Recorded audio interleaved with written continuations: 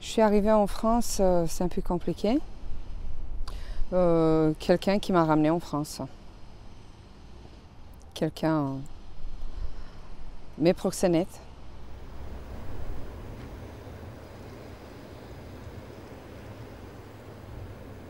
J'ai une fille, j'ai une fille que j'ai laissé une fille qu'elle avait 9 ans à l'époque, 8 ans et demi. Je me suis dit, il faut que j'aille, il faut que je fasse quelque chose pour que j'arrive à me débrouiller avec elle. Comme j'habitais chez ma soeur, j'avais pas de maison, j'avais pas de travail, j'avais rien. Je dis, je pars pour 6 mois et ensuite je retourne en Roumanie, récupérer ma fille et avoir une vie normale. Ces gens qui m'ont ramenée ici, j'ai grandi avec. Donc on se connaissait très bien. Ils m'ont beaucoup aidé, moi et comme les autres filles, je m'en doute qu'ils faisaient exprès pour les attirer. Donc ils m'ont beaucoup aidé. J'ai jamais pensé qu'ils vont me vendre, ils vont me mettre à faire ce que je fais. À me prostituer, à me maltraiter, à me prendre l'argent. Et surtout moi, je pensais beaucoup à ma fille qui était en Roumanie.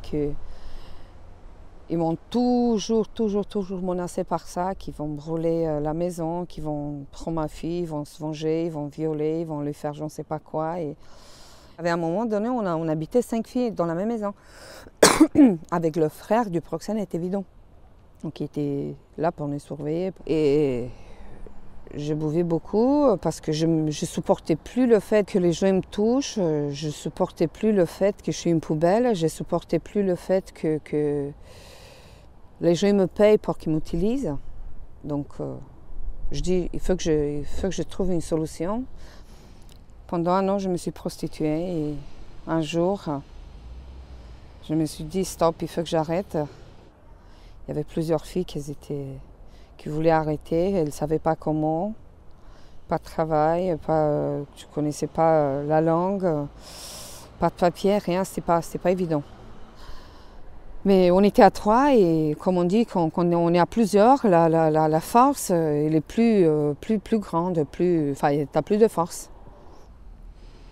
Il y avait 2 messieurs et une dame qui passaient tous les soirs avant que j'arrête, avant 3-4 mois, ça durait un peu. Surtout, ils parlaient sur le fait de l'aide, qui nous aide, qu'il faut qu'on s'en sorte, qu'on aille à l'association. Ils nous avaient laissé l'adresse, leur numéro de téléphone que je n'ai pas pu le prendre dès le début parce que les proxénètes, ils étaient derrière. Mais bon, en même temps, il faut qu'on fasse attention parce que si notre pays, notre langue, la personne on vivait dans le même village, que c'est petit notre village, on se connaissait tous, il était capable de faire ça, donc il faut qu'on se méfie des gens qu'on ne connaît pas, qui sont capables de faire encore pire. Après 2-3 mois qui passaient tous les soirs, déjà ils venaient, on se faisait la bise. Donc vous voyez, je commençais à sentir leur présence, leur vraie présence et leur souffrance parce qu'ils souffraient, ça se voyait. Surtout la bonne femme, comment je peux dire, Marie-Claude, elle pleurait. Quand je suis arrivée à l'association, j'ai vu le nombre de filles. J'ai dit non, c'est pas possible. Moi, j'ai croyais qu'il n'y avait qu'à Bagnolet, il n'y avait que nous, les filles du l'Est. Mais en fait, non. Je dis waouh, il n'y a pas que moi qui a besoin d'aide. Il y avait 3 personnes. Je dis, je ne sais pas comment ils vont arriver à aider à en sortir tous ces gens, toutes ces filles surtout, parce que à l'époque, dès le début, en 2001, il n'y avait que des filles.